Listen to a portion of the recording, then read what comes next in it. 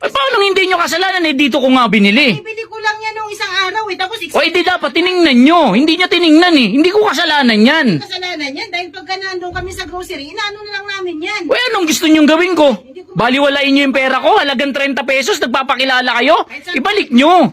Kahit saan tayo makarating yan, hindi ko ba anuhin yan? Kayo pa talaga ngayon yung matapang.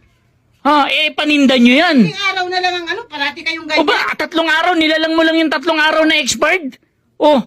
Paano kung makain ko yan? May mangyari sa akin, kaya mo ba akong panagutan? Ngayon pa nga lang, binabalik ko, ayaw mong isoli. Hindi ko nga talaga Yung pera. yan. Dahil ko lang yan, kag-grocery ko lang nung isang araw yan. Hindi, wag nyo ikatwiran yan sa akin. Kasi ako, bumibili ako.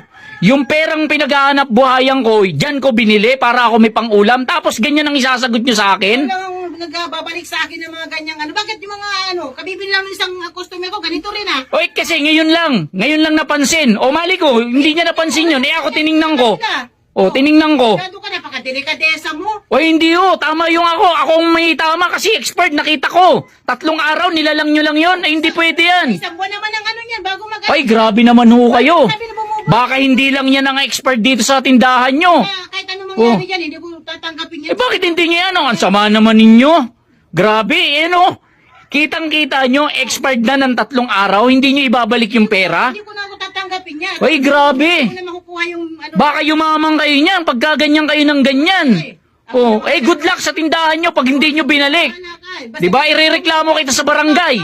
Sige. Irereklamo kita. Nagtitinda ka ng expired? Ikaw lang ang customer ko na parati Kasi ako lang yung may lakas ng loob. Diba? Ako lang yung may lakas ng loob na ibalik yung paninda nyo. Kasi yung paninda nyo, expired! Huwag kang bibili.